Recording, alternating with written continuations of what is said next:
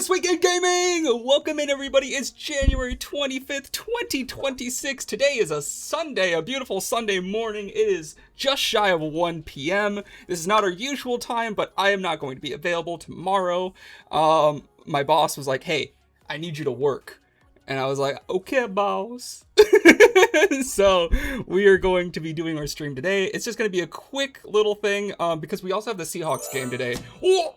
And they're about to go to the Super Bowl. They're about to destroy the Rams. So I have to be there and see that. So we're going to make this quick. And then I'm going to get the fuck out of here. Oh, I shouldn't have cursed. This is going on YouTube. And if you curse in the first 30 seconds, then you get sent to the Shadow Realm. Whatever. It's not like I get any views anyways. My last video got 8 views. So let's get out of here. Let's go. Go big screen. Oh, what the hello? Oh, this is my webcam. Oh, Fuge, gay. You can't say gay either. They'll also ban you for that. I used to put links to like the Trevor Project and stuff for like, because I had a large gay audience on my old main channel, and I would get demonetized for that. And then they also, YouTube partnered with the Trevor Project, and I was like fuming about it. I'm like, okay, so I put a link to the Trevor Project, I get demonetized, but you're going to publicly be like, we love gays, we're partnering with the Trevor Project. Like, fuck you guys. You're so fake. Who would have thought that Google would be a fake company, only focused on profits and virtue signaling? Who would have expected that? Anyways, moving on. I'm gonna stop crashing out. We're going to start off with some wins and fails. We got Dead Devs, Raider Road, Bonus Bomb, Large Lawsuit, and Ice Imposter. So this is actually going to be a crazy one. So let's get into it. Our first fail goes to Ubisoft, which continues to die. No Fable? Hey, shut the fuck up. No, okay. Just wait. That's 2 F-bombs now. I'm toast. The YouTube algorithm's gonna spit me up, or chew me up and spit me out. Anyways, Ubisoft continues to die after many setbacks to studio closures and canceled projects, including the general restructuring that they're doing. Ubisoft stock continues to slide to its lowest ever price since launching. The stock has lost 93.43% of its value, making it one of the worst long-term investments in the gaming industry, other than like investing in like Atari or something. Atari, does Atari have stock? Let me check. It's Atari stock. Does it have stock? Is this a real stock? Oh, it's 0. Okay. Maybe, yeah, Atari stock would be bad. It's literally 0. It still exists. If Pong F is their stock, then it still exists. You'd think Expedition 33 would have taught them a lesson on letting their devs go. No, they're doubling down. They're firing even more. In fact, there's actually rumored further firings in the works. So we'll see. Anyways, just let go of another 60 devs. Oh, that's so epic. That's so cool. Hush, little man, let the other little man talk. He is louder. What are you talking about? Wait, are you saying that? Are you saying that to Kessie or me? Anyways, moving on. The question now is, how much further can it slide before they are delisted from the New York Stock Exchange entirely? I haven't seen anybody talk about this, but I think after a certain point, if you lose enough value, you literally get delisted from the stock exchange. So I'm not even sure when that would be, or what the threshold is. I assume it probably has something to do with like your overall collective value, not just the individual stock price. But I heard something about like if it goes under $1, you get delisted from the stock exchange. I'm not sure if that's true or not. Once it gets into like pennies, which it is, I heard that you could get delisted. So I'm not sure what's going to happen. They could merge a lot of their shares and increase the price. It doesn't change like the actual value or anything. It just increases the stock ticker. So they might be able to do that. But I'm pretty sure that at this rate, they could get delisted. And here we have a Twitter post from Okami13. They said Ubisoft stock continues to fall to its lowest point in almost 15 years. It went down from 39% just this morning and 95% in the past 5 years. That's after the company restructuring that included the cancellation of 6 games and more. And then here you see, this is just the past 5 days. They lost 40% of their value. It's down to 0.92 cents on the dollar. Wait, I know it's Sunday, so the stocks or the stock market isn't opened. How is it lower? Wait, how did it get lower over the week? It's 91 cents now. Um, that's crazy. Here you have the max. They first, I'm assuming. Wait, why does it say 2020? Wait, did they launch in 20? They didn't launch in 2020. Can I see like the overall? Let me see their entire company history. Okay, so they launched at $16. They're down to, what is this? 14? What is this? 4? It's not their price. What is this listed on? This must be like a different. Okay, well, my 93% value came from this. I didn't realize this only goes back to 2020. So I have no idea. They've just lost so much money. Apparently they've been lower than they have ever been since 15 years ago. So that's not very good. So I don't think Ubisoft is going to be a company much longer. Talking to Kezi, he's talking about his little man.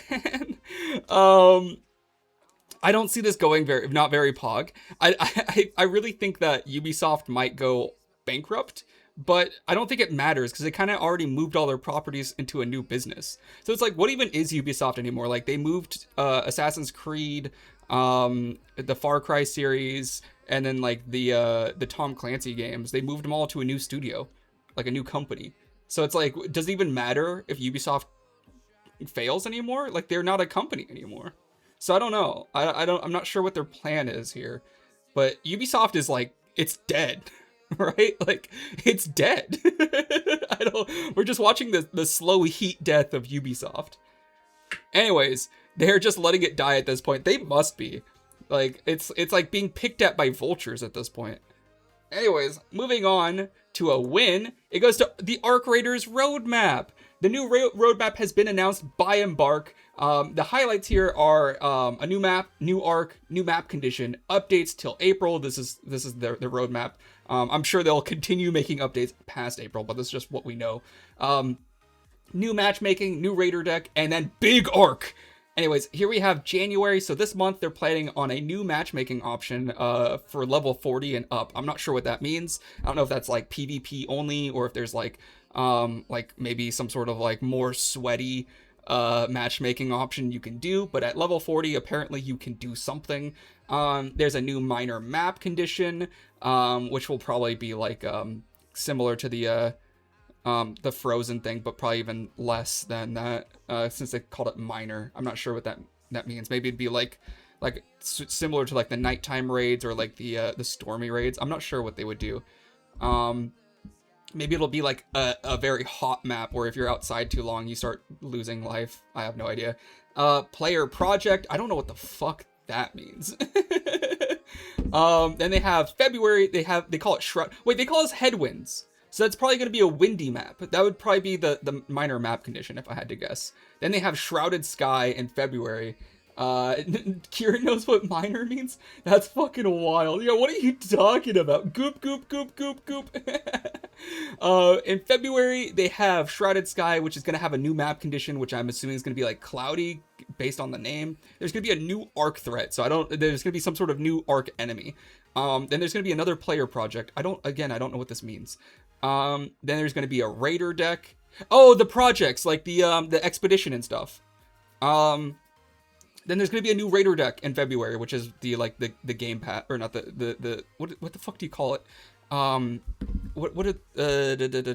the game pass, but the battle. It's like a battle pass.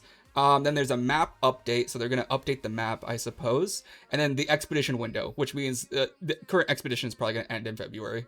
And then they'll start a new expedition. I'm actually ready. I did the math. I can finish my expedition right now if I trade in all my goop.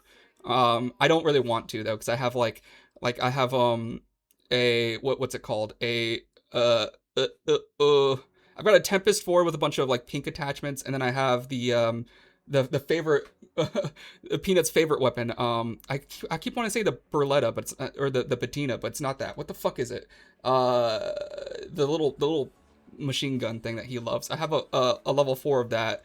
And then I have a gold stock on it, and I'd rather use it before, because you lose everything when you finish the expedition. I'd rather use that first. March, we have Flashpoint, which is going to be another new map condition, another new arc threat, and then another player project, as well as a Scrappy update. I'm not sure what that would look like, but let me move out of the way. In April, we have Riven Tides, which is going to be another new map, a new large arc, which is a lot of people are theorizing it's the big ones in the background that you see. A new map window, or a new map condition, and then the expedition window closes again. So these 2 months is going to be a different expedition. New map condition. I wonder what that will look like. Riven Tides, probably some sort of water level. And then, so they're going to do a new map condition for every single month, which is, if you don't know, in the lore, like, there's like natural disasters that destroyed the world. So there's just going to be all kinds of trash that happens. Shrouded Sky, honestly, I've heard rumors that there's going to be a lava, like a volcano map. So maybe that'll be it. New map condition. I don't think that would make sense. Maybe it'll be in March, because there's going to be... Wait, the new map isn't until April. So we're not even getting a new map until April, which is going to be a while. And they said, as well as new quests, new feats, trials, and events, new gameplay items, new cosmetics, quality of life updates, and more. So, kind of cool. Cool roadmap. I would have liked to see, like, the new map maybe moved to, like, February or March. I feel like April's a bit late. How's their player count doing? Because I don't imagine that they can retain people for much longer.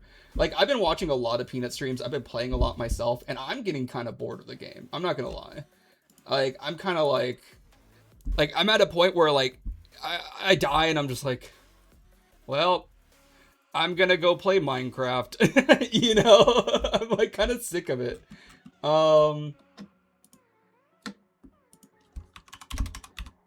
Let me check the player count. I really think that they need to make the arc harder. I think I've gotten to a point where the arc are kind of like not a challenge anymore. And that was like the thing I was most excited about, is like fighting the arc. 400,000 people playing. That's insane. I think they're good. I think they're fine with player count right now. It's literally not changed at all. It hasn't changed since October. It released in October 30th. Wow, I can't even believe it's been out that long. Yeah, the game literally has not changed at all.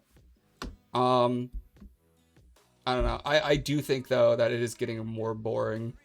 I would really like, I don't know, something more to do. Anyways, moving on. But then you have also played more than double I have. And I thought I know lifed it. Yeah, I have like 70 hours in the game now. I would hate to see how many hours Peanut has. Peanut has, he plays for like 12 hours a day. Or maybe not. He plays like 8 hours a day. Finally here. Welcome in, Mo. How are you doing? So yeah, I mean, Peanut's probably got like 400 or 500 hours by now. Like, it's insane. He seems to really like the game, though. I cannot believe the kind of energy the race took too long. Oh no. The amount of energy and patience Peanut needs to continue playing, even after like losing, like he'll lose like all purple weapons. He'll have an inventory with like 200,000 space dollars, and he'll lose it all and just be like, well, excellent raid, everybody. Excellent raid. Let's get back into it. And I'm like, what the fuck, dude? I would turn the game off. I'd be like, all right, stream is over, guys. I'm going home. I'm going to bed. I'm done. He just vibes and does not make it too serious. He also does not care about his loadout. I mean, he cares. He cares for sure. He just doesn't, maybe not in the way you would think. Anyways, moving on to our next fail, which goes to the Elden Ring Night Rain DLC bomb. Fans are turning against Elden Ring Night Rain's first paid DLC, The Forsaken Hollows, and the overall views are mixed with reviews are mixed with recent one ones being negative. So here you have mixed with 3,200 reviews, and then recent reviews are mostly negative. Many people have issues with the new map, as well as the lack of value in the expansion, feeling more like a balance update than a $15 DLC. A lot of people don't like this. I never played Elden Ring Night Rain. I really liked Elden Ring, but Night Rain just didn't quite get my interest.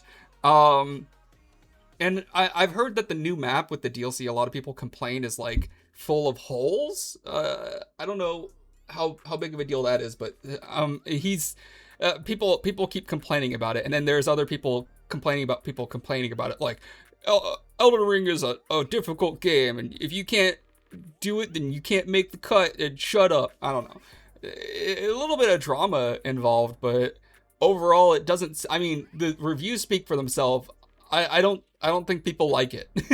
I don't think people like it, and that's kind of a difficult position to be in for Elden Ring, for the Elden Ring team from Soft. I'm not sure if they're going to relent, because they never do. I mean, but then again, they've never needed to. I think most people have agreed with their design for the most part, but a lot of people just don't like this. And I think a big reason for that is because there's a price tag involved. It just doesn't seem like it's worth the $15 to a lot of people. And I would agree, like, Elden Ring itself got a lot of updates for free that seem to be nearly equivalent to this DLC. So I'm not sure why they're trying to charge $15 for it. I mean, the one time that they did make a DLC for Elden Ring, it won Game of the Year just as a DLC, and it's because it was basically a whole nother game. So I understand why like people would love that and not like this, when it's not a whole nother game. It's another map with like a few changes, you know, things that probably should have been free to begin with. So paywalling it is just not doing it for a lot of people. And this came out December 3rd, so I don't know if they had a big update to the DLC that people don't like, or what, because my understanding is that it wasn't always mixed. It was actually positive, and it's become negative. So I'm not sure if they changed something, or if they promised changes and then it never came. It just seems like an overall mess, and I'm not sure where they go from here. Honestly, I don't even think Night Rain is like even a popular game. I remember people were complaining because they couldn't find matches because no one was playing. Oh, never mind, there's a lot of people playing. Look at that, 70,000 people in the last 24 hours. It had an all-time peak of 300,000, so it's like it's dipped for sure, but it's not nothing. It's not zero, that's for sure. I kind of maybe I should play it. Maybe I should check it out. But maybe not buy the DLC. Moving on, let's go to a win. I forgot to write the rest of this. Former Ubisoft boss sues for $1 million. So Mark Alexis Cote, we've actually talked about him before. The former executive producer behind 20 years of Assassin's Creed has filed a lawsuit against Ubisoft. Let me pull up the article, because I apparently forgot to write the rest of this. I moved on. I do this thing where, like, you know, when you're doing a test and you'll go on to the next answer, and then you'll forget to go back. That's essentially what happened here. So let's just take a look real quick. I'm just gonna pull up the actual article that we're quoting here. This comes from Game Rant. Reportedly suing Ubisoft for it's 1.3 million Canadian dollars, so it's like probably like $20. Cote is now understood to be suing Ubisoft, according to his January 16th report, citing documents. The former official is said to be seeking around $1.3 million, or $930 in damages, including 2 years worth of salary, and then $54,000 in moral damages. Filing alleges that the former Assassin's Creed boss departed Ubisoft as a result of constructive dismissal, forced to choose between significantly diminished role and leaving the company altogether. So we actually talked about this before. We already knew that they offered him like a lower position in the new company as they moved Assassin's Creed to it.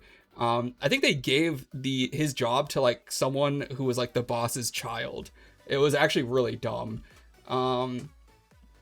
Yeah, they tried to demote him to give his job to like some nepo baby.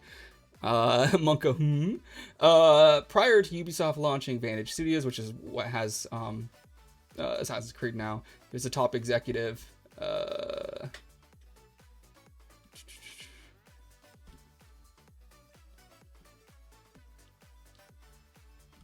Let's see. It doesn't say why he sued it. All we know is that they tried to give him a lower position at the new Vantage Studios, give his job to a nepo baby, and he refused it, so they fired him.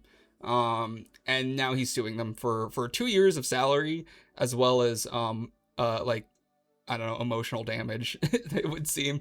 And I honestly, I hope he wins, because they really did him dirty. Like, he didn't want to leave, and honestly, he's been working on the Assassin's Creed games for 20 years. Like, he's made some of the, he's like, sure, Assassin's Creed hasn't been the best at some points, but it has been really great in other points. And he's been there for all the good and the bad. I don't know how you could, and the last game he worked on, Shadows, was actually decent. For what I recall, the game actually was okay. That's a long time. Yeah, 20 years. Like, I would say, is that from the beginning? When did Assassin's Creed 1 come out? Like, surely not 2005. I think it came out in like 2007, right? Why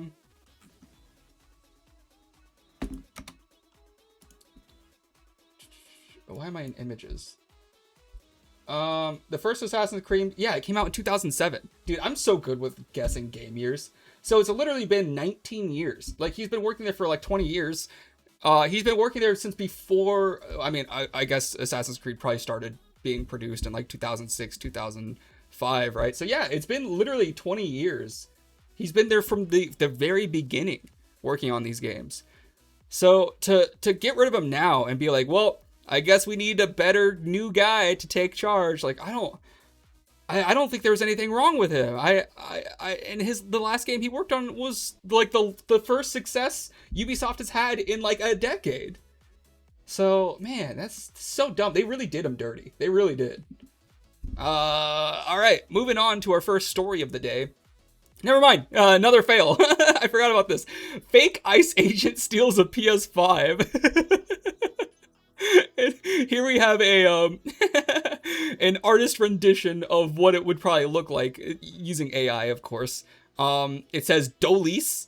So that's a good detail. Also, they made it, the AI made him black. I don't know. I gave it like the prompt, kind of like saying like ICE agent robbing a family of their PS5 and exiting through the door. And it was like, yes, it must have been a black.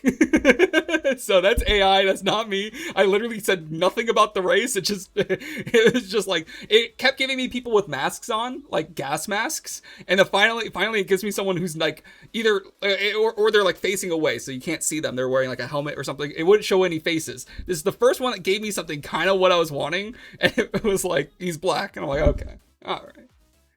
Come on now. Well then. Something wrong with a black ICE agent? No, there's something wrong with a fake black ICE agent robbing a PS5. Can you not see the issue here?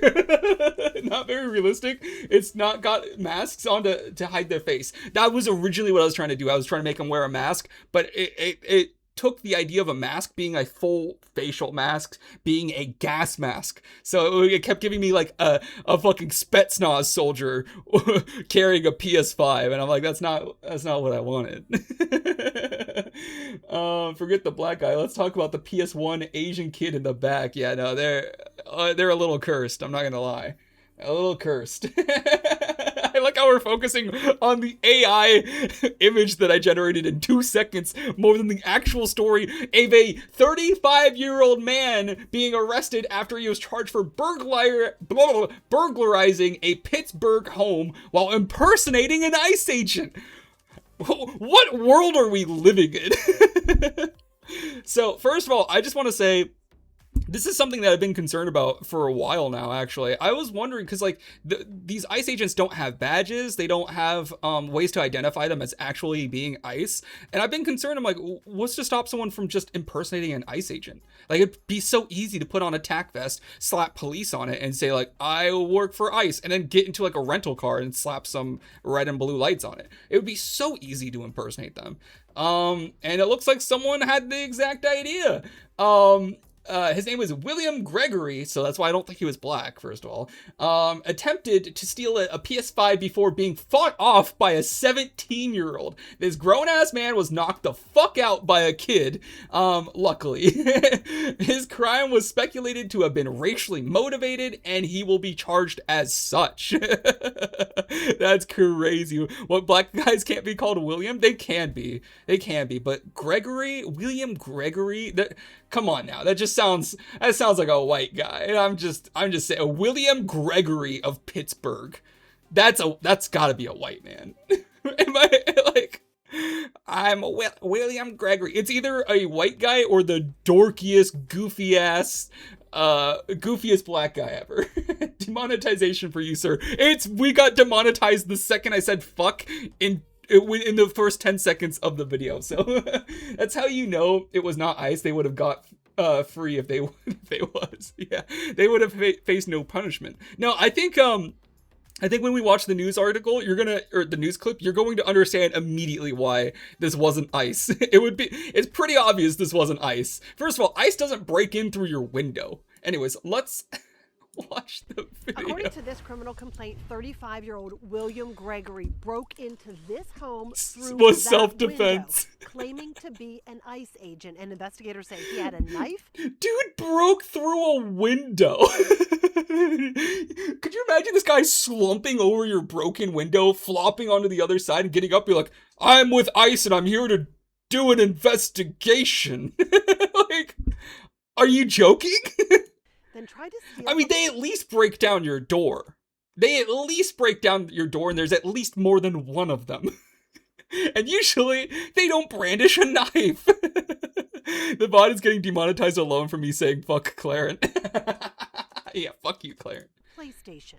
Because you imagine coming home or coming down the steps and somebody's in your home? For residents in this Beltuver neighborhood, the fear that this family must have felt is incomprehensible. I believe that is a Hispanic home, and our neighborhood is very diverse. And then you have somebody fraudulently acting like they want to be ICE and then come in and invade the people that make up my community. But police say a boy inside the home fought back, protecting his family. What a Chad. Papers, when William Gregory forced his way inside the home, he, quote, came upstairs shouting that he was an ICE agent and needed to see their paperwork.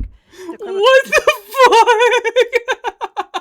You hear a crash, you look down your stairs, you see a guy slump over and through your window, fall on his face, probably has shards of glass in him. He pulls a knife and says, I need to see your paperwork. Brother, he's so lucky that household wasn't armed, because he should have been shot instantly. Should have been immediately shot. The complaint says Gregory then pulled out a pocket knife and threatened to stab a juvenile, quote, as he began to steal his PlayStation console and controllers. Gregory forcibly ripped juvenile number one. Oh my god! Could you imagine? You're just sitting there and you see this guy's like, hey, I need your paperwork. I need this as well. I need your PS5 and your paperwork. Hey, give me your paperwork. I'm with ICE. Give me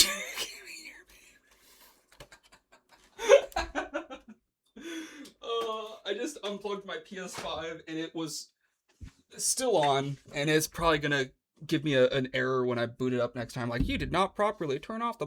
Anyways. Out of his hands, and the two began to It's fight. got documents on it. I need to. That's funny. It's got documents on it that I need to check. I need to make sure your PlayStation 5 is documented. In the face and knocked him unconscious, which was how he was when officers arrived on scene. This 35-year-old man was knocked unconscious by a 17-year-old boy. And not only was, like, I've seen a lot of street fight videos, first of all. I've seen a lot of World Star videos where they get knocked down and they're usually up in like 30 seconds again. They're kind of a little wobbly, like, whoa, what happened? But I've never seen someone get knocked out and stay knocked out for like the 8 to 10 minutes it takes for police to arrive on scene. This is in Pittsburgh, so probably make it about 30 minutes. But I mean, come on, that dude was put into an instant coma. It sounds like, again, by a 17-year-old boy. Would have been even better if they took the internet router. Laugh my ass off. I need to check your search history for security of the state. I mean, I can believe that this guy is an ICE agent, but ICE is just so embarrassed that they did not, it turns out this was an ICE agent. The family who lives here does not speak English, but they told me the boy who defended them is 17. Their neighbor says she is thankful for that. It's a great thing that their young man, his adrenaline went through going Yeah, in action. good for him. Like, this could have been a tragedy. Thank goodness for that. ICE is so hated that it gave this guy a reason to beat this idiot. Burglary, he remains in the Allegheny County Jail. Covering Allegheny County from the city of Pittsburgh, Marcy Cipriani, Pittsburgh's Action News 4. That's crazy. Anyways, so yeah, good on that 17-year-old boy for beating the shit out of what is just blatantly a burglar pretending to be an ICE agent. So, I mean, he's got a lot of charges. Think about the charges. He's got breaking and entering, burglary. He's got assault with a deadly weapon, child endangerment, impersonating law enforcement. What else does he have? I know I'm forgetting something. Oh yeah. And then a hate crime as well, number 6. So he's got 6 like probably felonies. That dude is probably going to jail for a long time. Actually, I don't know. Hate crime might be a misdemeanor. It depends on the state. But I mean, Pennsylvania is not. It's kind of liberal. I think that guy has got like 6 felonies. Well, law enforcement with heavy air quotes. Yeah. All right. Well, either way. Oh, that's crazy. That's crazy. And he is going to prison. He's going to prison for sure. I think it's a federal crime too, because he's impersonating a federal agent. So, I don't know. I would say if I were his lawyer, I'd be like, looking pretty grim, buddy. Looking pretty grim. Right, moving on to our Fable gameplay reveal. You were waiting for this one, Kezi. If you would have given me 2 seconds, I would have we would have gotten there. Fable had a big reveal at Microsoft's Developer Direct with a further look at the gameplay. Most importantly, they confirmed the presence of a custom character creator as well as a morality system. Many of the series' iconic features are being promised, making it a true spiritual successor to the franchise that defined an age of RPGs. By the way, I almost forgot. It is time for our weekly beer reveal. Oh, sorry, I moved my a Belgian friend, Dix Lingling, who recommended this. This is Chimay beer straight from Belgium. Unfortunately, I don't think he's here, but maybe he'll see the VOD. I did get it. This is very expensive. He says it's about €2 where he's at. This cost me $31 US. So hopefully it's good. Probably Donald Trump's special tariff just for me that I have to pay, which is very cool. Very cool. Kind of crazy how we're tariffing our friends, but here we have the wondrous beer. This is I got a 4-pack, because that's the only way you can get it. There's no message after that. I mean the message after that. Man, I wanted you to react live. What do you mean react live? I haven't seen this.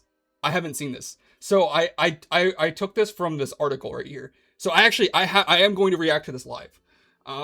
So I have no idea. We're going into this blind, and we are going to drink our wonderful Chimay beer. I'm not going to pour it out into a special glass. I tried to find a chalice, but I couldn't. Ooh. I wonder how long it takes for Trump to send ICE agents to Greenland. Yeah, let's go. That's actually, dude, that's a great idea. We can take Greenland if we call everybody there an illegal alien, and deport them back to Denmark. Dude, you're so smart. You're so smart, dude. You're a genius. You're gonna get the Nobel Peace Prize for that one.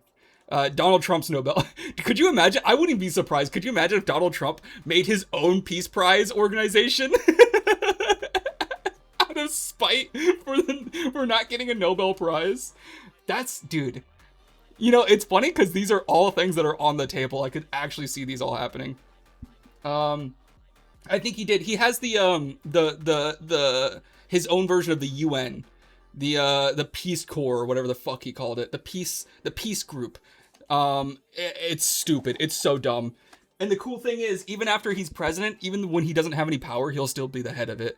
That's crazy. I think he did. He didn't. He made a group of people, but he didn't make like a peace prize. There's no prize. It's just a group of shadowy cabal trying to control things. Same old. Anyways, let's take a look. I have a screenshot from the video right here. This looks really cool. This character likes you because you hired them. They appreciate the opportunity. So this is interesting. So this is a shop where you can hire an employee. Dude, with Putin in the fucking peace group. No. Putin's not in the peace group. He's offered to pay because there's a $1 billion entry. He's offering to pay to enter with money that we've already seized from him. That's so crazy. Could you imagine if I owed you, $30 billion and then I was like, I'll pay you another $1 billion with my debt. It's like, that's not how that works. You would have invited this Austrian guy with in his peace group. Yeah, I'm sure there's an Austrian painter that would have been really good in his peace group. Anyways, let's move on from politics. Let's go into the Fable gameplay review. This is what we're here for. We're not here to talk about. People are trying to escape politics. Let's wait. What do you mean wait? This is our moment. What do you mean wait? Kezi? The fuck do you mean don't watch this video? What do you mean don't watch this video? This is so trimmed, it's unreal. What? Okay, then give me a link, you little weasel. Oh, it is only 38 seconds. Okay, 2 secs. All right, I'll just we'll do the beer review now. So we have a Chimay Perez Trappiste, is what it says. Nice little label. It says some words on the side. It doesn't have, unlike the last one we had, it doesn't have any sort of nutrition facts. It says Puerto Rico, Florida. Global Beer Network. Whoa. Well, it is from Belux, Belgium. Interesting. Dude, there's so many different names. There's Puerto Rico, there's Florida, there's Middleton, Massachusetts, where it was imported from. Why is there so many? All right. CD 40-second delay. All right. 10 minutes! Oh my goodness, we're going to be here forever. Oh, I'm blurry. All right, let's give it a try. Fable is Playground's first open-world action RPG. This is And we couldn't be more delicious. proud to be carrying on the By work the way. of the legendary Lionhead Studios, the original creators of the franchise. And although our game is a new beginning, I think what we're making is really faithful to the spirit of the classic Lionhead trilogy that we all love. At the heart of our game is a simple, recurring question. What does it mean to you to be a hero? Our game is about choices and their consequences. It's packed with action, course. drama, British humor, moral dilemmas, Okay. and quite a few chickens. I'm All glad of they're this keeping it British, because combined in a fairy tale that was something I liked which about could it. only be Fable. I was afraid they were gonna Americanize it, and I really In I classic don't want Fable another. fashion. I don't want them to Americanize another fucking thing. I'm sorry. Like I'm getting frustrated. Like I know that they're trying to represent us. I don't care. Can we keep things like how they are? Like they Americanized The Witcher adaptation for Netflix. Like can we keep it Polish? Keep it like keep it in the culture it comes from, please. begin the game as a child. You Americans, Growing up you guys in are already the sleepy world Americanizing village Greenland. of Shut Brian. up. It's here that in a moment of extreme danger, your heroic powers first emerge, and we discover that you are Albion's first hero in a generation. Okay, okay. But not long afterwards, disaster strikes. Are you playing as a child again? and the Wait, people- so you start as a child again, and then a disaster happens, and then oh, that's perfect. That's literally how every one of these games starts. And like, I know it sounds silly, like I'm being sarcastic. No, they actually, yes, sir. Yeah, this is how it's supposed to start. Every single Fable game starts from literally like conception to adulthood and to death. Like that's like the point. Like it's an entire journey. You're living an entire life. of your village, including your beloved grandma, are turned to stone by a mysterious stranger.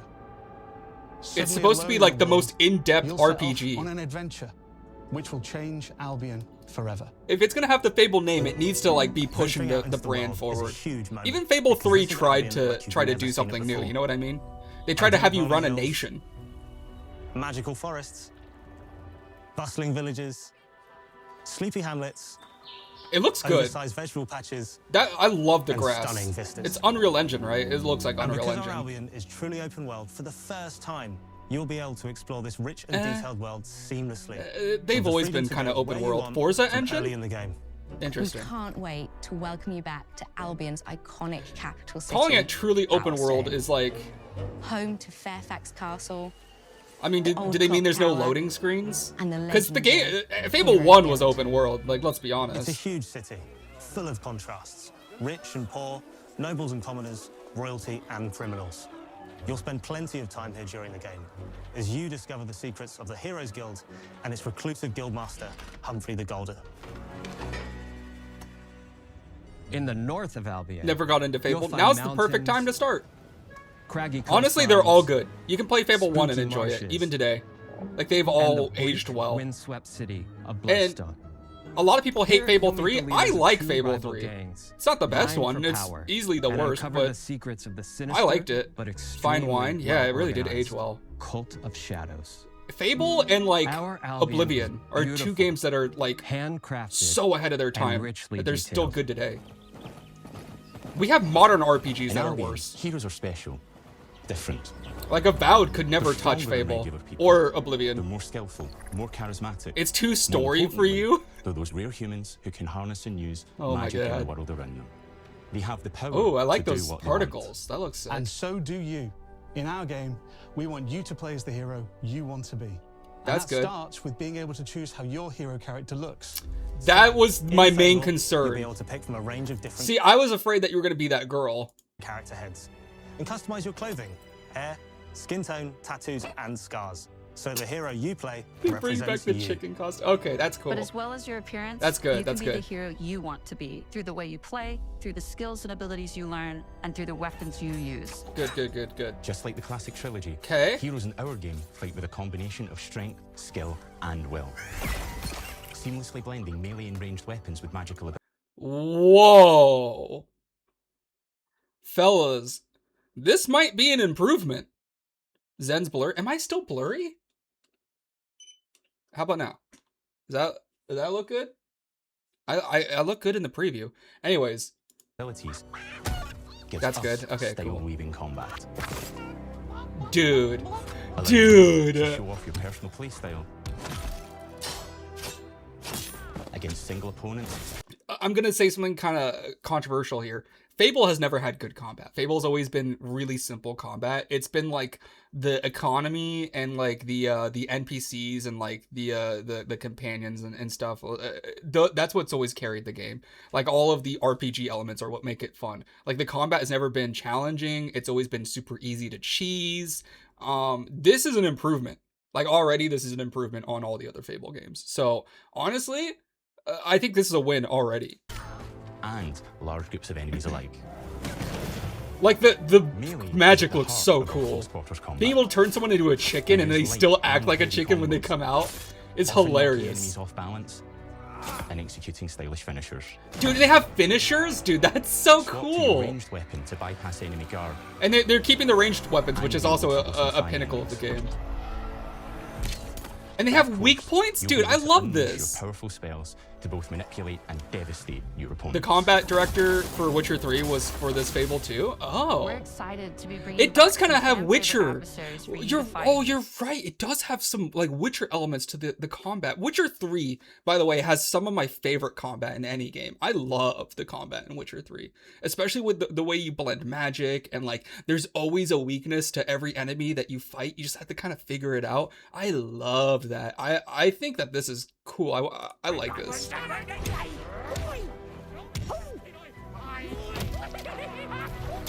They've got dodges, which is cool. As are Balverines, Colorful, and Trolls. Oh, you can melee. Whoa, you could blow their legs I'm off. bringing brand new enemies too, like this fearsome cockatrice, a giant fire-breathing chicken. Each enemy family is different, Dog. with their own weaknesses to exploit.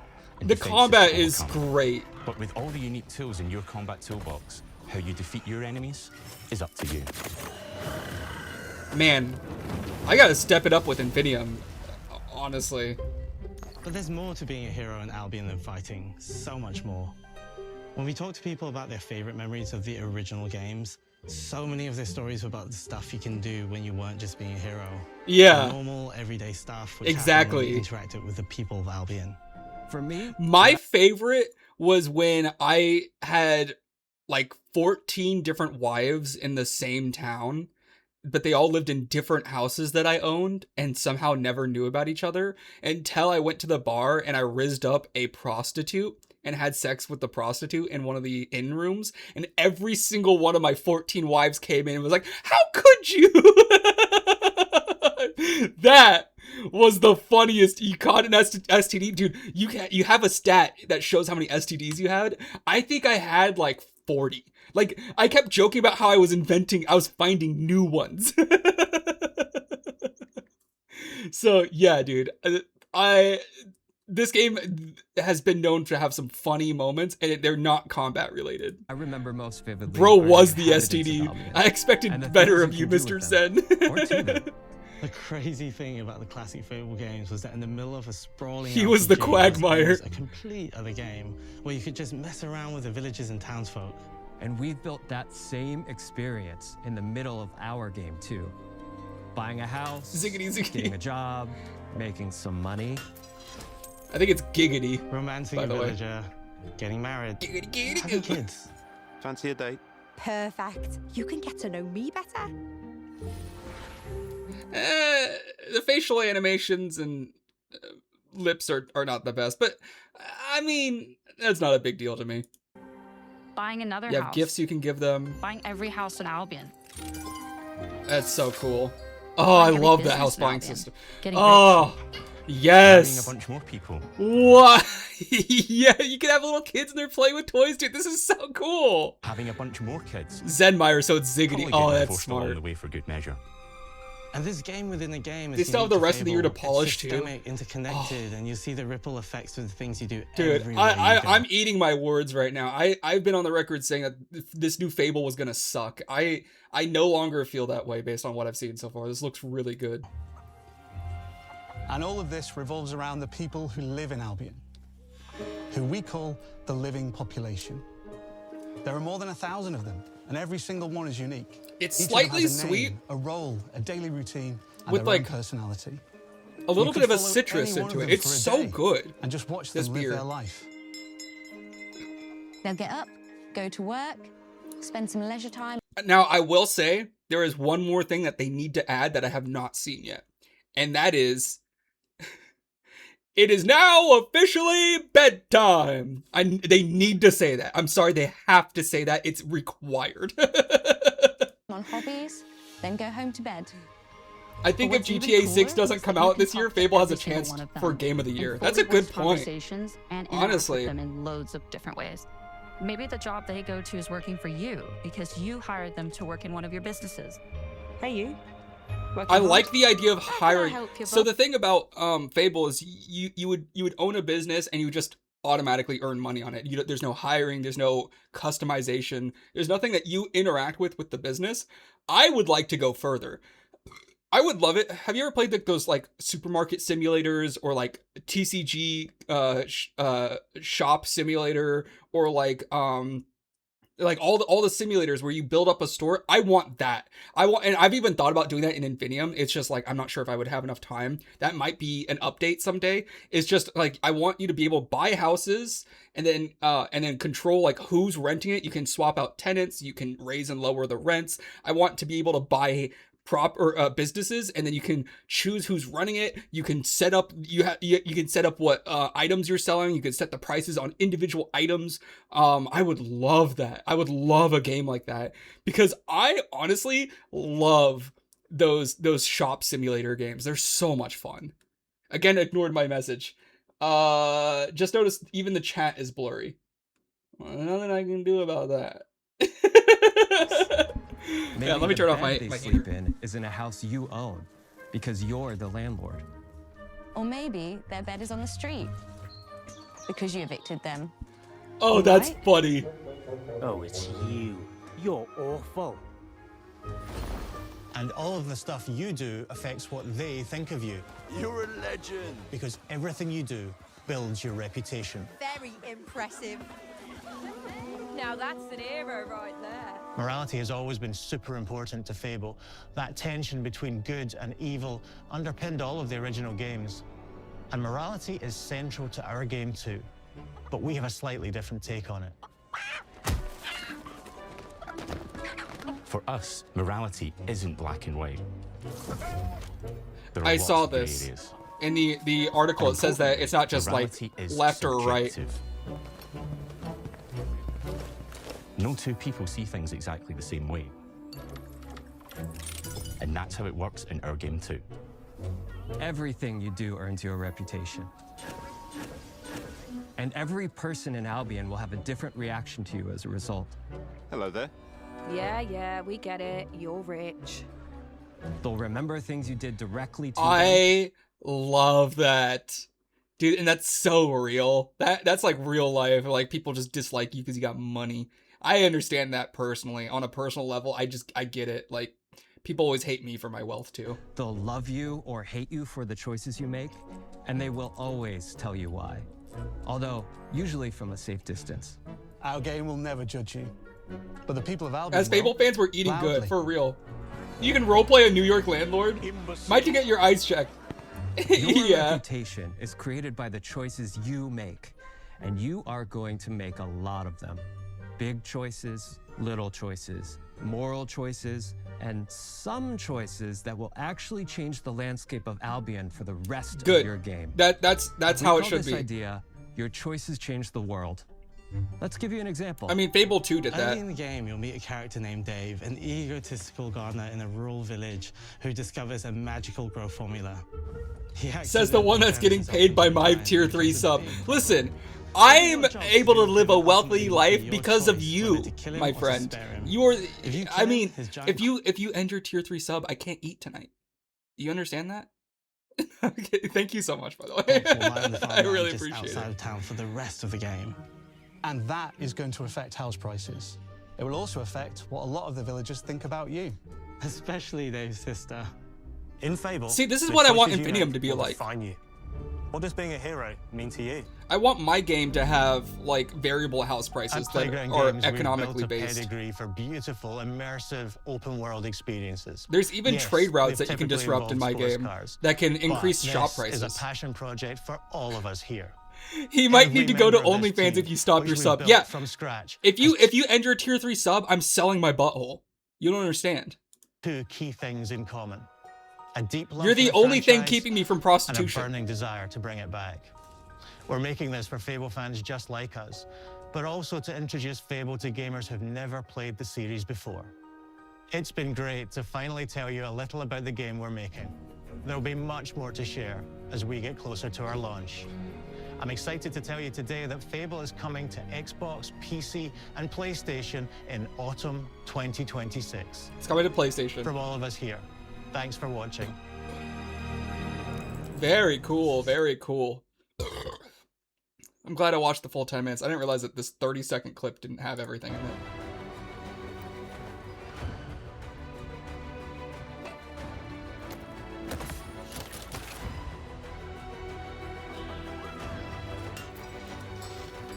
How can I help you, boss? Fancy a date?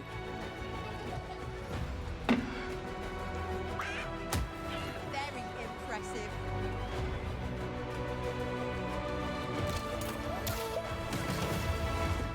I'm excited for that. What? Can you turn tiny? Can you turn tiny? They stole my idea! No, you can turn tiny in my game. Oh, fuck them. Anyways, moving on. We have Beast of Reincarnation. The other big reveal was Game Freak's Beast of Reincarnation coming day one to Game Pass, alongside an extensive gameplay reveal. Considering this is this comes from the company refusing to innovate with their Pokemon games, it actually looks like a quality project far above their usual potential. The game is also curiously not coming to Switch, despite it being by a Nintendo dev. So the people that make the Pokemon games, is making this game. It blows my fucking mind. And a lot of people are kind of pissed off. I don't even know if it's Game Freak's fault. Game Freak right now is showing that, hey, we have the capability of making something good. It seems like Nintendo is the one stopping them from doing that. And there's been a lot of rumors that the Pokemon games only get like a few $1 million to make them. They literally get indie budgets. And then they're making AAA profits. And it really looks like Game Freak could be doing better. Oh my gosh, you clipped it. What is this? Your sub. Yeah. From scratch was here. He might need to go to OnlyFans if you stop your sub. Yeah. From scratch. If you end your tier 3 sub, I'm selling my butthole. You don't understand. Two key things in common. You're the only thing keeping me from prostitution. And a burning desire to bring it back. It's true. It's true. Even they're sick of Nintendo shit. Yeah, for real.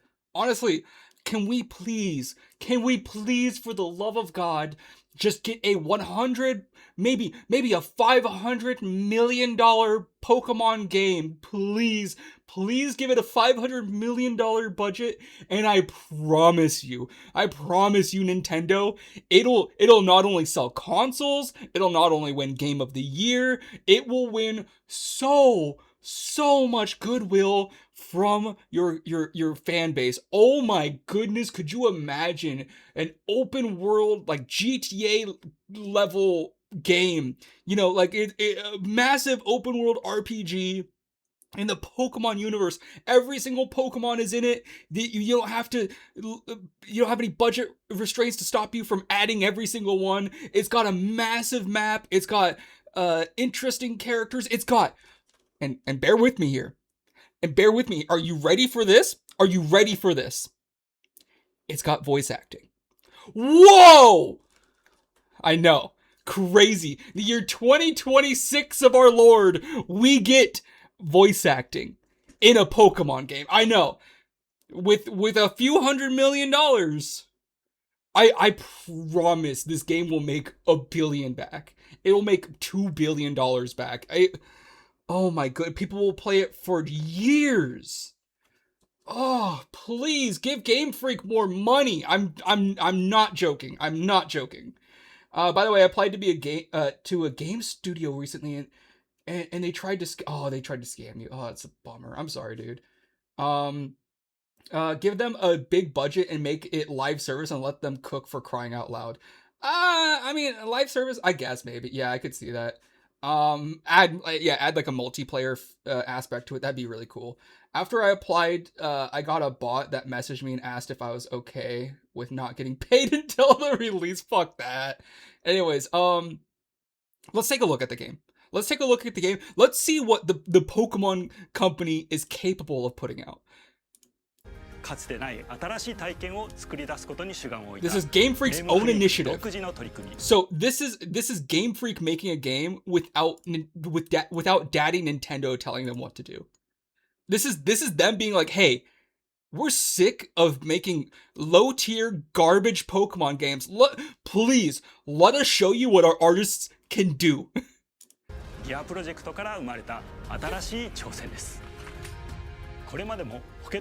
addition to the Pokemon video game series, we have brought forth various original titles, including Pocket Card Jockey, Giga Wrecker, and more. Never heard of those. They're trying to show their dick right now. They're trying to measure their dick, and I'm gonna be honest, it's larger than I thought. It's larger than I thought. Constantly challenging ourselves to construct new ideas and worldviews.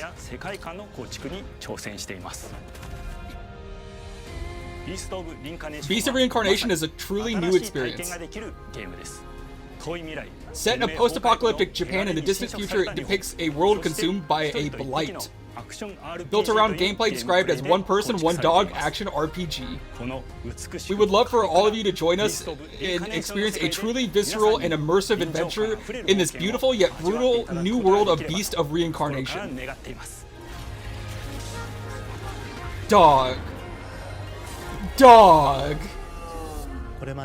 I have previously served as a battle planner and sound manager for some of the titles in the Pokemon video game series. However, I have always had this strong urge to try a new kind of game. No shit, dude. You guys are clearly not being... This is the Ubisoft dev situation all over again. This is Game Freak's Expedition 33.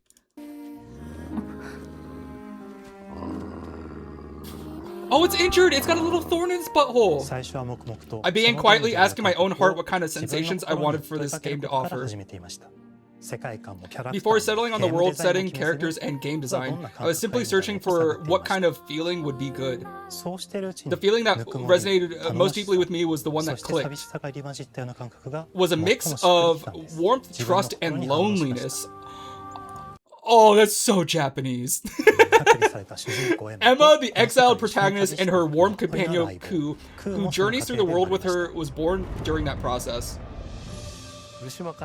After hearing the concept of Beast of Reincarnation from Fukushima, I was very intrigued. I knew right away I wanted to be part of it. For many years, Game Freak has brought creatures and companions to life through our work in Nintendo or through the Pokemon video game series. In this project, however, we aim to create an experience of journeying through the harsh world alongside a partner. A world where parasitic plants known as the Blight have overgrown across the globe, permeating through the ruins of human civilization, creating a harsh environment that requires dynamic movements to traverse. This is how we came up with the idea of giving Emma vine-like hair that she can manipulate at will. That's what that is? That's crazy. And the prototype for it began to take shape. Dude, that's sick! Whoa. Dude, we talked about this, I think, like 2 weeks ago. I said that movement is everything in a game. They've got it baked into the lore here. Dude, we got fucking what's the girl from Tangled? We got Rapunzel with her fucking vine hair. That's so unique. Such a great way to like add an interesting layer of like in-depth movement. Let me read some chats. I know I haven't been I've been reading what the subtitles say, so you guys don't have to read it. By the way, after I apply, can you imagine being cucked by Nintendo and cooking this steaming pile of cooking? Fair. This helps shape Emma's background and character design. She has shorter hair than I have. Not when it extends. Game Freak has always approached plants, animals, and nature with sincerity. That's true. Plants have become a core motive for something that could freely change shape, and becoming as sharp as a weapon while still retaining the beauty. Not only did we incorporate beautiful plants in the landscape, but we also made them part of the play. Oh, that's cool. Finding the perfect motif and trying to game design is essential in our step. And it's an essential step in our game process. Fuck, I'm getting a little bit drunk from that beer. We learned through our work on the Pokemon video game series. What's the motif was decided with the cooperation of concept artist Kazuma Koda. We set out to shape the visuals of this world. When we pictured Emma and Ku, we thought Japan would be the perfect setting for a world ruled by nature. It would be, yeah. We could easily picture Emma and Ku walking through the world that blends Japan's rich mountain-surrounded landscapes with elements of science fiction. Another key plant motif that we developed is what does that say? Malefax is Malefax. By the way, I heard that this game takes place in like the year 4062 or something crazy like that. Like it's not even just like it's not even just in the future. It's in like the far distant future, like beyond. Hang on, let me just double check that. Beast of Reincarnation. The time setting. The future year of 4026. 4026. That is so distant. That's literally double. That's double our year almost. There would be nothing left, right? Like there would be no bridges. There'd be no. Like even the fucking plastic bottles wouldn't exist anymore. Like plastic would have degraded in that amount of time.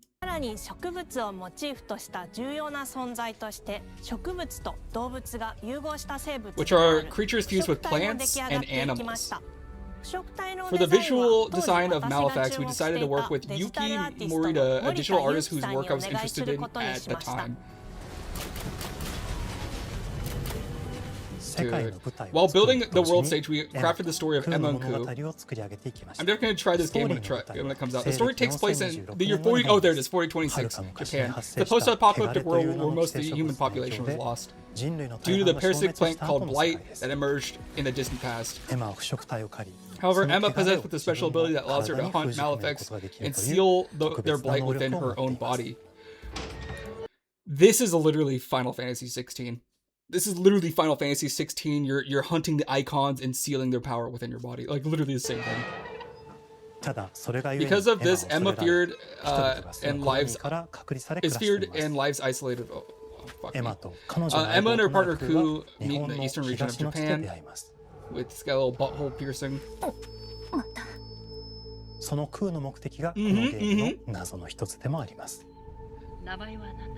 What's its name? His name is Ku. Well, I'll keep a close eye on it. You don't need to tell me. Who's Brad? Who's this guy? Sealer, I command you this. Eliminate the Beast of Reincarnation. Wait, so humans are still alive. To defeat the Beast of Reincarnation threatening the capital, Emma and Ku must further strengthen their powers. To that end, you will defeat powerful entities corrupted by the blight known as Nushi and absorb their power. So bosses. He didn't like that. It's a special duty only Emma can perform, the power to seal away blight. The Malefax are the object of this world's dread and its most symbolic presence. They are creatures that have been taken over by the blight and grown gigantic. They are powerful enemies that Emma and Ku must fight. The Malefax spewed the blight, and among the Malefax, a particularly large existence called the Nushi, manipulate plants, summons blighted forest in its territory. The surrounding environments changes drastically once you enter the blighted forest. Formidable Malefics attack and block the player's path. And there is one more faction in this world, the Golems. Yes. The Golems are beings created when former humans transfer their souls into mechanical bodies in order to survive the harsh world. Damn. Over the past 2,000 years, Golems have mastered formidable combat skills. However, their souls have deteriorated, causing them to lose control.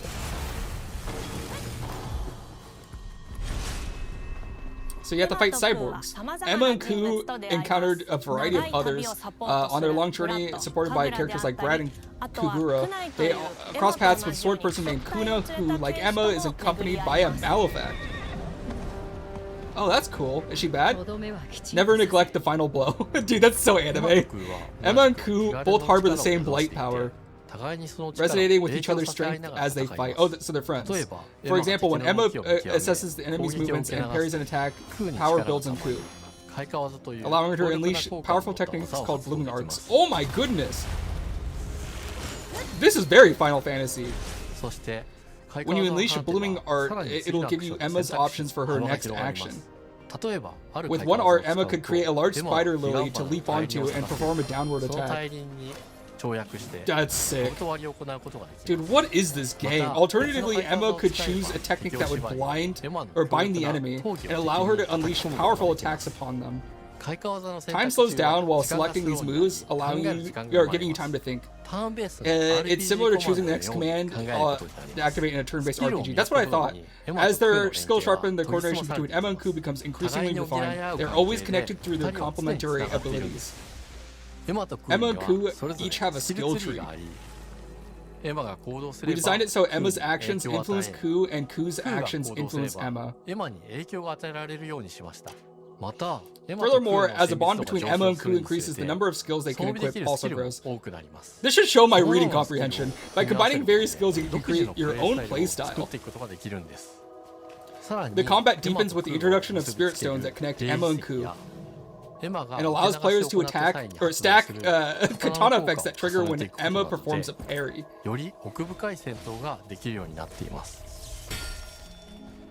Some people fight exclusively at long range. That's me. Nah, while others fight only using stealth. That's also kind of me. I do play a lot of stealth.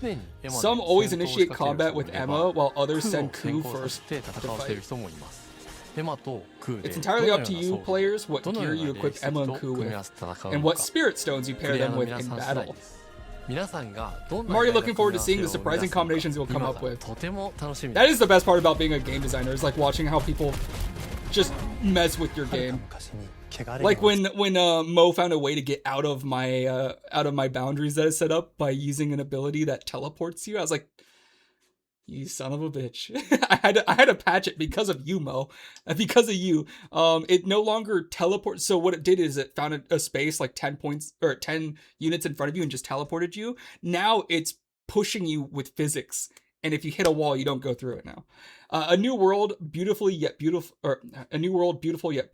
and engulfed by the blight in the distant past. Fuck you two. Damn way to ruin the fun for the rest of us. Dude, you're not supposed to get through walls. There's a lot of glitches I will put up with.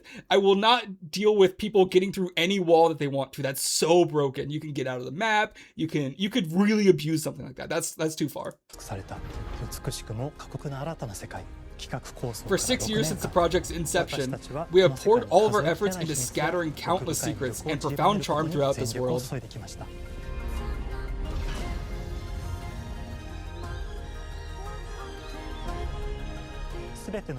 We absolutely cannot wait for all the players to discover the world of Beast of Reincarnation.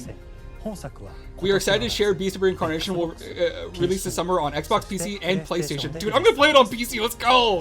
What's more, Beast of Reincarnation will be playable from day one on Xbox Game Pass, probably for PC as well. I've been paying for that for no reason. Make sure to wishlist now. Get ready for an ambitious new title from Game Freak. You won't want to miss it. Dude, they're really showing their entire cock here. Full frontal nudity. This is amazing. Oh, I have it wishlist. Wait. Huh? Hold up. Hold the phone. Beast of you can add to your wishlist. Dude, let's go, dude. Dude. It looks so good. Also, if you can't tell, that was my first time watching that. I knew that it was going to be better just because I'd seen screenshots. I've seen screenshots, and there was a trailer like 7 months ago. I was already aware that this was going to be better than any Pokemon game they've ever produced. I didn't realize it was going to be this good and have this much soul, have this much character, have this much love in a game from Game Freak. Dude, if nothing else, I don't blame Game Freak at all, by the way. I don't want to shit on Game Freak. I know I shit on them a lot, like talking about how they refuse to innovate with Pokemon, stuff like that, like jokingly. This is so obviously, so clearly, so black and white Nintendo's fault. 100%. And you know what's sad is the reason I didn't buy a Switch 2 is because of how disappointed I was with the handling of the Pokemon series. I knew if I didn't buy a Switch 2, I would miss nothing. I would miss 0 big releases from the Pokemon franchise. I knew that if I didn't buy a Switch 2, there would be nothing for me from Pokemon, because I love Pokemon. There'd be nothing that I'm missing out on because they have not innovated in 20 years. The games suck. I'd rather play Power World. And seeing this only makes me more mad at Nintendo, because we have clearly very, very talented people that have to work outside of Nintendo to make anything reasonably fun, enjoyable, artistic, creative. They have to go over Nintendo's head, not release on a Nintendo platform, release it for PlayStation, Xbox, and PC to make anything good. Nintendo, fucking fix your pipeline. Like, I know I'm a little tipsy from finishing this beer. I'm getting a little heated. I'm gonna bring down the temp. Oh.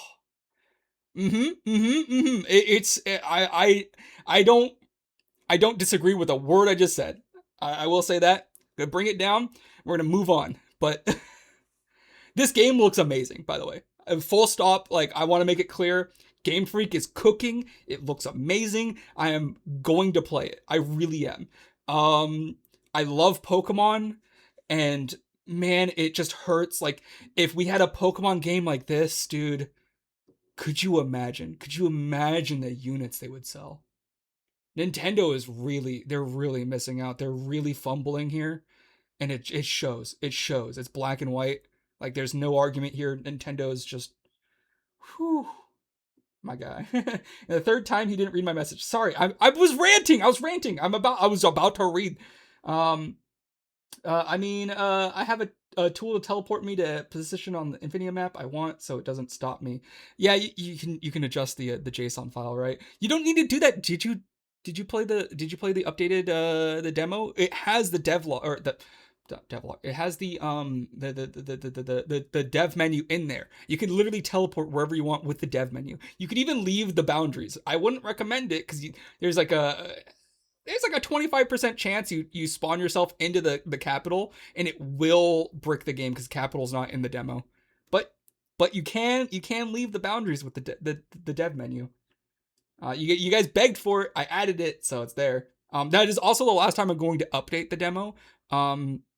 Mainly because I have started focusing on the final build. There is one final build of the game. It's the 0.8 final build. Hopefully by June, when the release date comes, we will have a 1.0. The main things I really want to get in, like, if nothing else, when this game releases, I need to have the underworld finished and all 4 of the major bosses. There's 4 major bosses, and it's all tied to a singular narrative, so it's really important that those get finished. No, I wrote a tool. You wrote a tool to edit the transforms in the memory.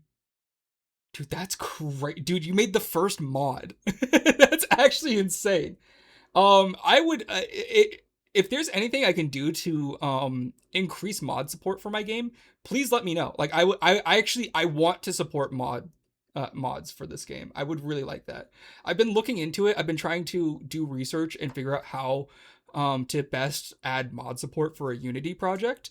And it is on my roadmap. I want mods in this game. I want workshop mods in this game, even. What about mod.io? I've never heard of that. It works on almost any Unity. Dang, that's cool. This is a good year gaming marathon, Forza Horizon 6, and this game, hell yeah. I did not include Forza Horizon 6. I kind of skipped past that because I wasn't really that interested. So I'm sorry. Maybe we'll talk about it later. But we're gonna move on here. GameStop patches the infinite money glitch.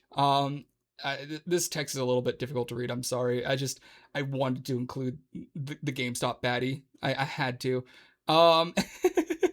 This was originally the Best Buy baddie, but GameStop stole her. If you don't know, this woman pictured here, she's literally a goddess. I don't know. She was in a GameStop or a Best Buy ad, and she was stolen by GameStop. Do you guys know the lore? Do you know what I'm talking about? Hey yo, no, for real.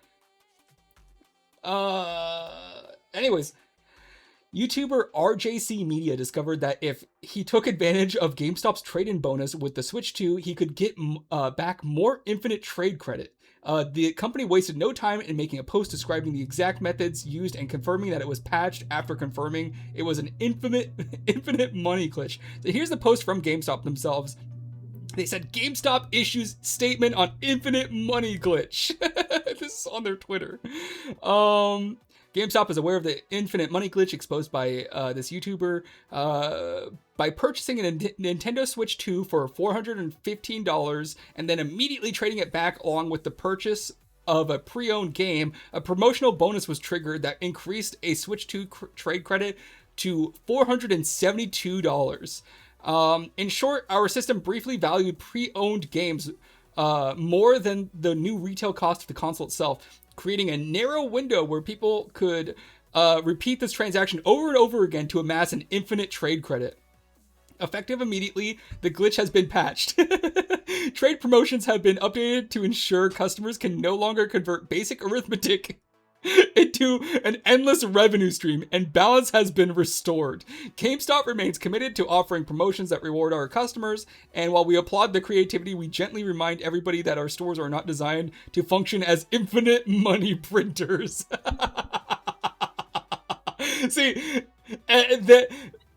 I'm really surprised because GameStop, I've seen a lot of their posts on social media. They're almost like the new age Wendy's. They're pretty funny. Whoever's running their social media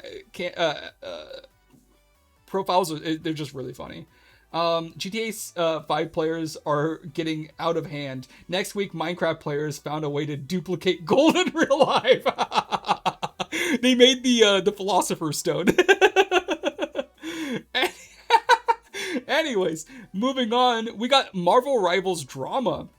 Top-ranked Magic player Kingsman was banned by his toxic team in a 40k Marvel Rivals tournament due to him wanting to win and he just wanted to have fun. He posted a nearly 90-minute video exposing them, which caused a massive backlash, as well as an apology from the tournament host for banning him. Luckily, he ended up receiving enough gift subs that he made more than what he would have made from the tournament, and even Marvel Rival devs sent him free in-game currency to show their support. Whew. All right, well, I have a quick video that I wanted. A lot of people talked about this, but we're just gonna go through it real quickly. Here's a clip of them playing. Top #1 Magic player carrying right now, by the way. Okay, guys. Case and point. Case in point proven. He's 18-2. 18-2 is insane. That means he's killed with every single life 9 people. He's killed 9 people with every single life. And then you have curiously, Black Widow 0-5-0. I'm sorry, what? I'm sorry, hello? Hello. Listen, you have killed 0 people and died 5 times. That's forgivable. Did you do any damage? Did you hurt anybody? Did you even sneeze on somebody to get 1 singular assist? Mind you, this is the only person on the entire team that doesn't even have an assist. 0-5-0. He was begging this person to switch off of Black Widow. He's like, this is not helping. Switch pretty much to anything else. They're like, I'm only good at Black Widow. I'm I'm also only here for vibes. I don't really want the 40K. I don't need $40,000. Proven right now. Do you understand? No, well, you've been making me play shit. Of course I'm gonna How play do you not see the problem right now? First of all, it's that ass Kingsman, like, shut the fuck up. Okay, bro. You're doing. Dude, she's so toxic. It's from the second of hearing her voice, I'm like, oh, I can't stand her. I cannot stand her. Lucy's not even on Invis. Second of all, you're getting value because 99th time you've heard this story today. Yeah. Yes. I'm getting value because I'm 1v6 flexing. The Colt isn't peeling for you, bro. Yeah, we win 5, but we won the point, bro. Why? Because they were hard. Like We won the point, so what's the problem? 4 of their util, 4 of their resources are all spent on Zaza and the supports. And we win because they don't care about anything else. Guys, listen. You may not want the money, but I do, okay? I really want to win. I need money for college, I need money for everything. And I want to try my hardest to get the right composition. For real, bro. The next time I bring up this topic, I will mute you, bro. It's not happening this I week. will mute you? Consider it again, but like, I don't think so, bro. Stop doubting on me, bro. All you've been doing. Stop doubting on me, bro. Oh, dude, they're so annoying. They're so annoying, and it's very obvious why this blew up. He was banned for this, by the way, and it turns out that the people had lied and said that he was harassing them, and they threw a lot of dirt on his name, and it turns out that they were just lying to get rid of him. Doesn't look good. Since then, a lot of everybody's taken Kingsman's side. Everyone's been shitting on CC, the person who was leading this tournament, and even Zaza, the shitty Black Widow, has gotten a lot of flack. Mainly because I think her boyfriend made a big thing trying to defend her, and she had asked him not to. And it's a mess. It's kind of embarrassing. And since then, he has made all of his money back. Like, he's gotten a lot of donations. And he's made the money he would have gotten from it anyways. Kind of an L from literally everybody else on this team though. Wild. I would not hold back and go for the grandmother's mother and the monkeys they originated from. I would have raged so much I would be getting sued. You mean you would have been suing them? And then you would not have pulled back? You would have gone for their grandmother's mother and the monkeys they originated. You would you would go after the common ancestor that we have with monkeys? That's crazy. Anyways, moving on. Liberals try to stop the Saudis. Those goddamn liberals. Congressional Democrats have written a strongly worded letter to the FTC chair, Andrew Ferguson, begging him not to allow the sale of EA to Saudi Arabia. A big issue that they have with the acquisition is that it's done on a $20 billion debt, which would incentivize cost-cutting measures in order to pay off that debt. Their fear is that this acquisition would cause further layoffs and lower quality of the products. Kind of obvious. This is exactly what's going to happen. I'd be getting sued for cursing at them. Oh, I see. Yeah, you wouldn't have been as kind as he was. Yeah, and he was. They called him toxic, and I was like, I don't think he's being toxic. He's just saying he needs the money, and he's begging them to play differently. That's not toxic. Like, this is, dude. I watched Pay Money Wubby's take on this, and he said, if I'm 0-5-0, I'm muting the mic and I'm listening to everything people are telling me, and that's so true. Honestly, if you're 0-5-0, you shut the fuck up. You shut the fuck up and you don't say a fucking word and you do whatever your teammates tell you because you clearly cannot play the game. You are asleep at the wheel. You're not helping. You're not helping. Anyways, I thought this was funny. I'm pretty sure, honestly, I think Andrew Ferguson's gonna wipe his ass with this letter. I'm kind of sick of politicians sending letters because it doesn't mean anything. They're just like, hey, can you please not do this? Like, it's so dumb. I agree with this, honestly. I don't think that the $20 billion debt acquisition of EA is a good idea. I think that it's honestly dumb that so many companies are getting bought on debt. Like Twitter got bought on debt.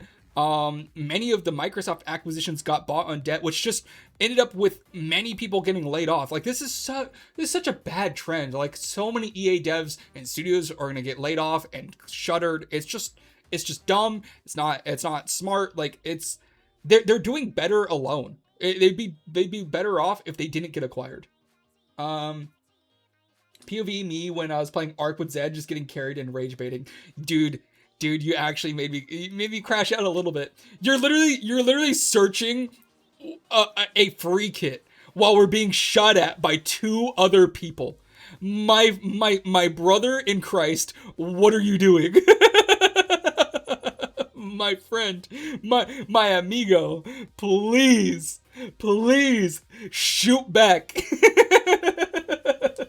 I mean, I'm making some guys cry in ranked match if they are playing shit, so I would not hold back in a tournament. he would go full mask off. Anyways, let's move on to a community time, and that is to find our tip of the day is to find trustworthy allies. Love all, trust few, and do wrong to none by William Shakespeare. It's a very strong quote that I think we could all benefit by living by. Love everybody, trust those who deserve it, and then do nothing wrong to anybody. It's really important to find trustworthy allies. I was thinking about this when we were going over the story with the Kingsman drama. Like if he had a better team, they probably would have won. If he had even people that he could trust, he probably would have won. They don't need to even be very good. Like if he had people that just listened to him, probably would have won. And I also think about this with Arc Raiders. Like if you surround yourself with trustworthy people in Arc Raiders, you'll succeed. I would let my German ancestors out. No one wants that. No one wants that. Anyways, let's go on to our community highlight, which goes to Stefan's Mogging. Hey, yo. This is a little 3D model that Stefan made, and it does look like a little Mog face. So Stefan's getting really good at Blender, as you can see. Like, I like the cell shading. I'm not even sure how you would do something like this. Does he do it with I don't... That's interesting. That's really cool. I love the cell shaded shader that he has, or whatever he's using. Looks like Mihawk. It has hair now? Did he update it? Do we have anything in the Discord? Hang on.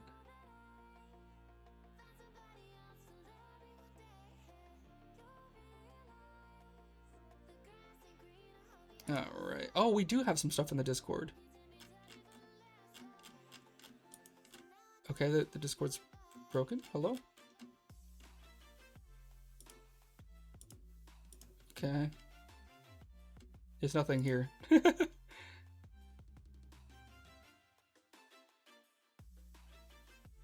Anyways, yeah, very cool. I love seeing your guys' stuff, the things that you work on. We summoned him? Hair in mine.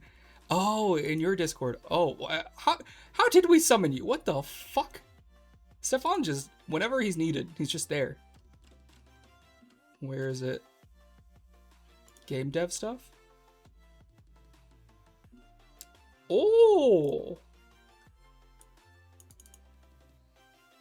Look at that. God dang. Stefan, you're great at this. Holy cow, look at that hair. All the different polygons and stuff. Look at all the detail. That's sick, dude.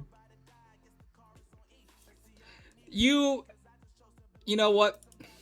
I know I'm a fantastic Blender user. I know that I'm generally thought of as the greatest of all time, but I do think that, and I know this is going to be hard to hear, I think Stefan has surpassed me. Yeah. I think he's finally done it. So congratulations, Stefan. You are the Blender master. And I need to lock the fuck in with game dev again. I've just been so busy with work. I need to lock the fuck in too. I got a release date coming up. Blender as in your ninja. I don't know what the fuck you're talking about. Anyways, that is the end of our gaming news. It's clear. It says Blender. There's the Blender icon in the top. It says Blender 4.30. Food Blender, lol. Ninja Blender, shut up. Anyways, I really appreciate everybody stopping by and watching the stream. We are going to end it here. We're also going to end the recording, and we're going to post this onto YouTube later. So say goodbye to YouTube, everybody, and we will see the VOD later. Jesus, it took too long. They have one called The Creamery. Bye, YouTube. He just ignored the Drift and Drive news. Dub Fable. What do you mean I missed the game dev news? That you were gonna work on it? That's not news. I don't know if you noticed this, but I never talk about news when it's like something's going to happen. I only do news when something happens. But yeah, Steph, or you did say that you were gonna start working on it. If I got motivation to code, I'm starting a small side project to get back in the flow of Drift and Drive. That's like that's not news. You're gonna do a side project and then you're gonna get back into Drift. That's not news, my friend. I even wrote in the gaming news chat. What did you? Oh, Drift and Drive news. I didn't see this. Oh, I did see this. Oh, I forgot about that. Yeah, okay, so you got an exhibition stand at the local convention in May. That's cool. I would like to see that. When you do that, we can include it in the gaming news. But until then, I will see YouTube later. Goodbye, YouTube. Goodbye. So everybody say, wait, what'd you say? Fuck you, Twitch. I mean, YouTube. All right. Fuck you, YouTube. Goodbye, YouTube.